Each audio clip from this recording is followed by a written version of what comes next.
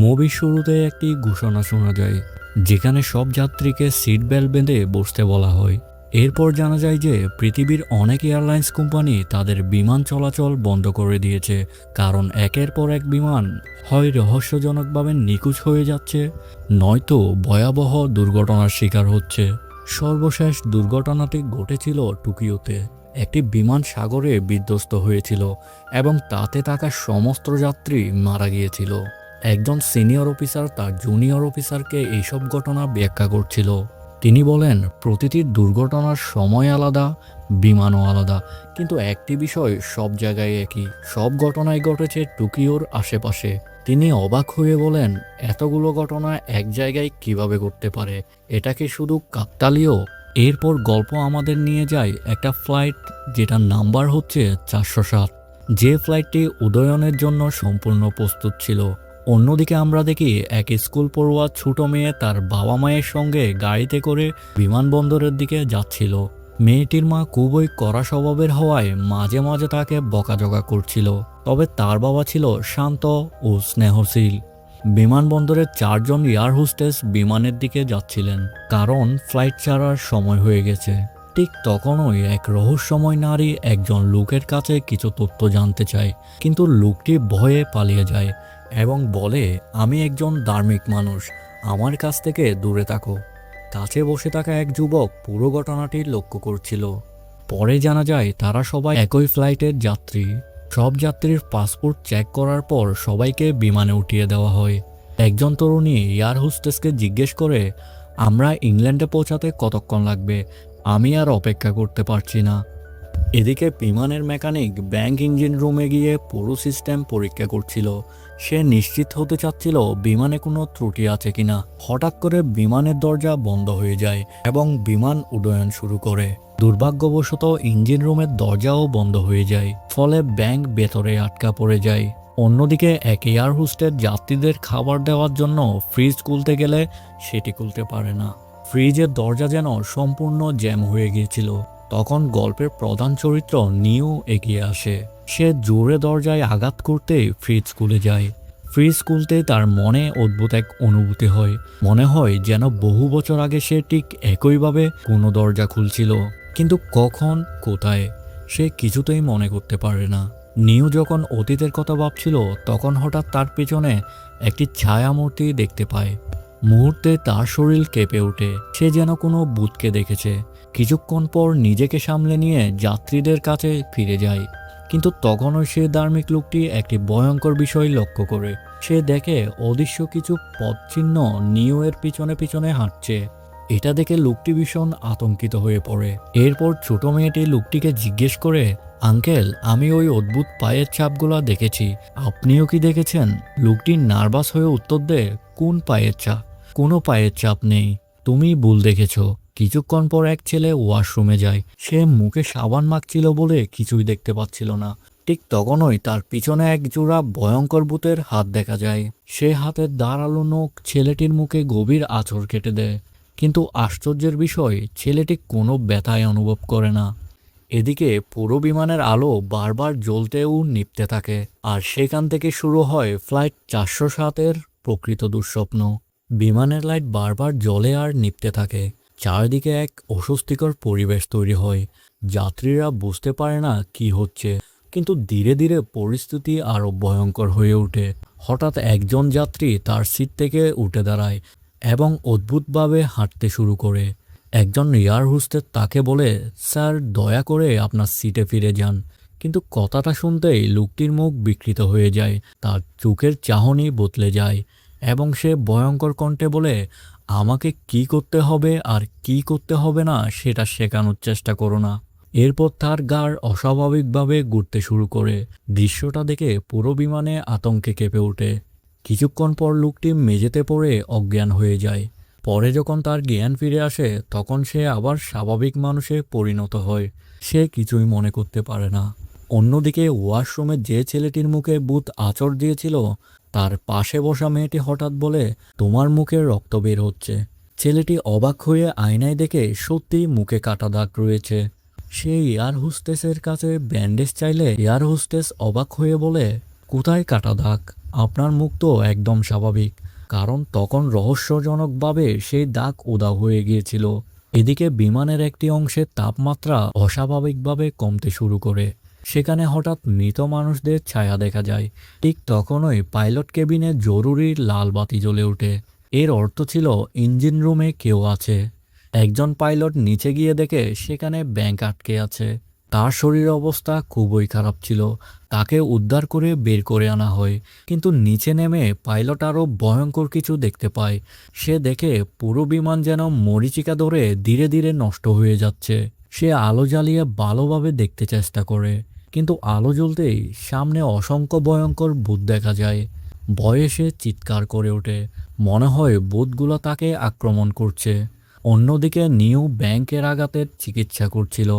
কিছুক্ষণ পর সেই পাইলট উপরে ফিরে আসে, কিন্তু তার আচরণ একদম অস্বাভাবিক হয়ে যায়। নিউ জিজ্ঞেস করে, আপনি ঠিক আছেন তো? লোকটি শুধু একটাই কথা বারবার বলতে থাকে, আমার পাইলটকে কিছু বলতে হবে। এরপর সে হঠাৎ সবার সামনে থেকে অদৃশ্য হয়ে যায়। নিউ ভয়ে স্তব্ধ হয়ে যায়। এর কিছুক্ষণ পর বিমানে অক্সিজেনের মারাত্মক সংকট দেখা যায়। যাত্রীরা শ্বাস নিতে কষ্ট পেতে থাকে। এক এক করে সবাই অজ্ঞান হতে শুরু করে, কিন্তু নিউ ভাগ্যক্রমে একটি অক্সিজেন সিলিন্ডার পেয়ে যায়। তাই সে সচেতন থাকতে পারে। এমন সময় সে ভয়ঙ্কর একটি দৃশ্য দেখতে পায়। একজন মৃত এয়ার হোস্টেসের ভূত খাবারের ট্রলি ঠেলে যাত্রীদের মাঝে ঘুরে বেড়াচ্ছে। তার মুখ এতটাই ভয়ঙ্কর ছিল যে দেখলেই গা শিউরে ওঠে। তবুও নিও সাহস হারায় না। সে সবার মুখে অক্সিজেন মাস্ক পরিয়ে দেয়। ধীরে ধীরে যাত্রীরা জ্ঞান ফিরে পায়। ঠিক তখনও একটি অশুভ আত্মা সেই ছোট মেয়েটির শরীরে দখল করে ফেলে। মেয়েটির শরীর কাঁপতে শুরু করে। কিছুক্ষণ পর সে ভয়ঙ্কর কণ্ঠে বলে ওঠে, নিও তুমি কোথায়? গতবার তুমি বেঁচে গিয়েছিলে, কিন্তু এবার আমি তোমাকে ছাড়ব না। নিও তখন প্রায় অজ্ঞান হয়ে যাওয়ার অবস্থায় ছিল। অক্সিজেনের অভাবে তার শরীর দুর্বল হয়ে পড়ছিল। তবুও সে চারপাশে অসংখ্য ভূত দেখতে পায়। এর মধ্যে এক বৃদ্ধা অক্সিজেনের অভাবে মারা যায়। আরও অনেক যাত্রী অজ্ঞান হয়ে পড়ে। সৌভাগ্যবশত ব্যাংক অক্সিজেন সিস্টেমের ত্রুটি খুঁজে বের করে এবং সেটি মেরামত করে। ফলে আবার সবার কাছে অক্সিজেন পৌঁছাতে শুরু করে। সব যাত্রীরা স্বস্তির নিঃশ্বাস ফেলে। সবাই ব্যাংকে ধন্যবাদ জানায়, কারণ সে না থাকলে হয়তো সবাই মারা যেত। এরপর ব্যাংক বলে, আমাদের পাইলট কেবিনের দরজা খুলতে হবে। যদি আমরা পাইলটদের কাছে পৌঁছাতে পারি, তাহলে হয়তো তারা আমাদের সাহায্য করতে পারবে। ঠিক তখনই ছোট মেয়েটির মা নিউকে জিজ্ঞেস করে, এই আত্মাগুলো কেন তোমাকে মারতে চায়? নিউ চুপ করে থাকে। কথাটা শুনে সে ধার্মিক লোকটি হঠাৎ উত্তেজিত হয়ে ওঠে। সে সবাইকে বলতে শুরু করে, ভূত আসলে এক ধরনের শক্তি। তারা মানুষের কোনো ক্ষতি করতে পারে না।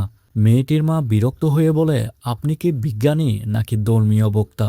লোকটি উত্তর দেয়, আগে বিজ্ঞানী ছিলাম, এখন ধর্মের পথে এসেছি। তাদের কথোপকথনের মাঝেই হঠাৎ বিমানের ভেতরে অসংখ্য ভূতের চিৎকার শোনা যায়। পুরো বিমান কেঁপে ওঠে। সবাই আতঙ্কে জমে যায়। তখনই নিও অবশেষে ভয়ঙ্কর সত্যটা প্রকাশ করে। সে বলে, 10 বছর আগে আমার একটি ফ্লাইট দুর্ঘটনার শিকার হয়েছিল। সেই বিমানে থাকা যাত্রীরা অদ্ভুত আচরণ করতে শুরু করেছিল। একজন একজন করে সবাই মারা গিয়েছিল, আর আমি ছিলাম একমাত্র জীবিত মানুষ। আজ সেই মৃত আত্মারাই ফিরে এসেছে। নিউয়ের মুখ থেকে 10 বছর আগের দুর্ঘটনার কথা শোনার পর সবাই আরও ভয় পেয়ে যায়। এখন তারা বুঝতে পারে যে বিমানে যা কিছু ঘটছে সব কিছুর পেছনে সেই পূর্ণ দুর্ঘটনার মৃত আত্মাগুলা জড়িত। এরপর নিউ, ব্যাংক এবং অন্য যাত্রীরা পাইলট কেবিনের দিকে এগিয়ে যায়। সেখানে গিয়ে তারা তিনজন ভয়ঙ্কর এয়ার হোস্টেস ভূতকে দেখতে পায়। তারা অদ্ভুতভাবে হাত নেড়ে সবাই নিজেদের দিকে ডাকছিল। ঠিক তখনই সেই অশুভ আত্মা আবার ছোট মেয়েটির শরীর দখল করে নেয়। মেয়েটির শরীর অস্বাভাবিকভাবে মুচড়াতে শুরু করে। তাকে দেখে সবাই ভয় পেয়ে যায়। এদিকে এক ছেলে মেয়েটিকে ভূত ভেবে আক্রমণ করে। বিশৃঙ্খলার মধ্যে মেয়েটি মারা যায় বলে মনে হয় এবং পরিস্থিতি আরো ভয়াবহ হয়ে ওঠে। কিছুক্ষণ পর মেয়েটির মা দূরে কাউকে বসে থাকতে দেখে মনে করে সেটাই তার মেয়ে, কিন্তু কাছে গিয়ে হাত ধরতে সে দেখে সেটা তার মেয়ে নয়, বরং সম্পূর্ণ পুড়ে যাওয়া এক বিকৃত মরদেহ। এখন সবাই বুঝতে পারে যে ভূতগুলো তাদের নিয়ে খেলা করছে। এরপর তারা হারিয়ে যাওয়া শিশুটিকে খুঁজতে নিচের কেবিনে যাওয়ার সিদ্ধান্ত নেয়। পথে ব্যাংক নিউকে জিজ্ঞেস করে, আগের দুর্ঘটনায় তুমি কিভাবে বেঁচে গিয়েছিলে? নিউ উত্তর দেয়, বিমান মাটিতে পড়া পর্যন্ত আমি চোখ বন্ধ করে রেখেছিলাম, আমি কিছুই দেখিনি, আর সেই কারণে আমি বেঁচে গিয়েছিলাম। এই কথা শুনে ব্যাংক সবাইকে চোখ বন্ধ রাখতে বলে, কিন্তু বিপদ তখনও শেষ হয়নি। অক্সিজেনের অভাবে আগে মারা যাওয়া বিদ্যা আবার জীবিত হয়ে ওঠে। তবে এবার সে একজন ভয়ঙ্কর ভূত। সে মেয়েটির মায়ের উপর ঝাঁপিয়ে পড়ে। নিজেকে বাঁচানোর জন্য মেয়েটির মা খাবারের ট্রলি দিয়ে তাকে আঘাত করতে থাকে। অনেক কষ্টে সে ভূতটিকে আবার ধ্বংস করতে সক্ষম হয়, কিন্তু কিছুক্ষণের মধ্যে মেয়েটির মায়ের শরীরও আত্মাদের নিয়ন্ত্রণে চলে যায়। ধার্মিক লোকটি ভয়ে প্রার্থনা করতে থাকে, কিন্তু আত্মা নিয়ন্ত্রিত নারী তাকে আক্রমণ করে এবং ট্রলি দিয়ে আঘাত করে হত্যা করে। এদিকে পাইলট কেবিনের সামনে থাকা তিনটা ডাইনির মতো আত্মা আরো শক্তিশালী হয়ে ওঠে। ব্যাংক সবাইকে চোখ বন্ধ রাখতে বলে। সবাই চোখ বন্ধ করলেও এক যুবক ভয়ে তা করতে পারে না। তখন ডাইনিরা তার সামনে এসে দাঁড়ায়। ভয়ে সে একটি কোটার ছুঁড়ে মারে, কিন্তু কোটারটি ভূতের বদলে একজন পাইলটের গায়ে লাগে এবং পাইলট ঘটনাস্থলেই মারা যায়। এখন পুরো বিমান যেন মৃতদের রাজ্যে পরিণত হয়। যারা মারা গেছে তারা সবাই ভূত হয়ে ফিরে আসে। একটা এয়ার হোস্টেস ভূত একজন যাত্রীর পেটে হাত ঢুকিয়ে তাকে নির্মমভাবে হত্যা করে। পরে জানা যায় সবকিছুর পেছনে মূল দায়ী সেই মৃত এয়ার হোস্টেস, যে প্রতিশোধ নিতে ফিরে এসেছিল। সে মেয়েটির মায়ের শরীর ব্যবহার করে সবাইকে হত্যা করছিল। এখন জীবিত আছে শুধু নিউ, ব্যাংক এবং মেয়েটির বাবা। তারা প্রাণ বাঁচানোর জন্য নিচের দিকে দৌড়াতে থাকে। দৌড়ানোর সময় মেয়েটির বাবা মজা করে বলে, আমি যদি ভূত হয়ে যাই তাহলে আমিও ভূতদের পিটাবো। কথাটা শুনে ব্যাংকও হেসে ওঠে। অদ্ভুতভাবে তাদের হাসির কারণে তিনটি ডাইনির শক্তি কমে যেতে থাকে। একসময় তারা সবাই ছাই হয়ে বাতাসে মিশে যায়। অন্যদিকে মেয়েটির মা অবশেষে তার মেয়েকে খুঁজে পায়, কিন্তু মেয়েটিও তখন আত্মাদের প্রভাবে তাকে আক্রমণ করতে থাকে। ঠিক তখনই নিউ এবং ব্যাংক এসে তাকে উদ্ধার করে। এরপর ব্যাংক ছোট মেয়েটিকে পাইলট কেবিনের ভেতর পাঠায়, কারণ শুধু সেই সরু পথ দিয়ে ঢুকতে পারবে। মেয়েটি ভেতরে ঢুকে দরজা খুলে, কিন্তু তারা বুঝতে পারে কেবিনও নিরাপদ নয়, সেখানেও ভূতের দখল। এমনকি আসল পাইলটও ইতিমধ্যে নিহত হয়েছে। ফলে বিমান নিয়ন্ত্রণহীন হয়ে দ্রুত নিচে নামতে শুরু করে। তখনই মেয়েটির মা আবার আক্রমণ করতে আসে। হঠাৎ চারপাশে ছুরি, চামচ ও ধারালো জিনিস উড়ে এসে তার শরীরে ঢুকে যায়।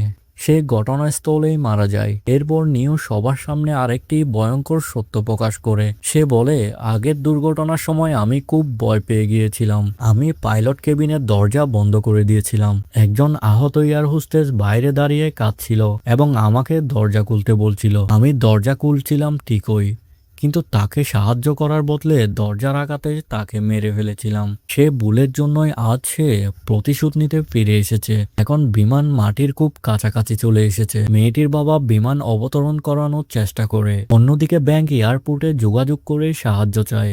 গ্রাউন্ড কন্ট্রোল থেকে একজন পাইলট তাদের নির্দেশ দিতে থাকে কিভাবে বিমান নিরাপদে নামাতে হবে। তখনও সমস্যা শেষ হয়নি। বিমানের ল্যান্ডিং গিয়ার কাজ করছিল না, কারণ অশুভ আত্মাগুলো সেটিকে আটকে রেখেছিল। ব্যাংক ঝুঁকি নিয়ে বৈদ্যুতিক সিস্টেম ও আটকে থাকা অংশ ভেঙে ফেলে। এতেই আত্মাগুলোর শক্তি দুর্বল হয়ে যায়। একের পর এক সব ভূত বিমান ছেড়ে উড়ে যেতে শুরু করে। অবশেষে বিমান নিরাপদে মাটিতে অবতরণ করে। সবাই স্বস্তির নিঃশ্বাস ফেলে। ব্যাংক নিউকে বলে, অবশেষে আমরা বেঁচে গেলাম। কিন্তু ঠিক তখনই একটা ঘোষণা শোনা যায়, নিউ এর মৃতদেহ উদ্ধার করা হয়েছে। সবাই স্তব্ধ হয়ে যায়। তাহলে এতক্ষণ যে নিও সবাইকে বাঁচানোর চেষ্টা করছিল, সে নিজেই তো মৃত। নিও আগেই মারা গিয়েছিল, কিন্তু তার আত্মা অপরাধবোধের কারণে এখনও রয়ে গিয়েছিল।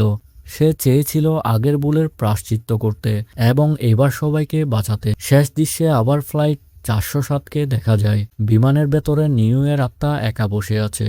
সে নতুন যাত্রীদের জন্য অপেক্ষা করছে।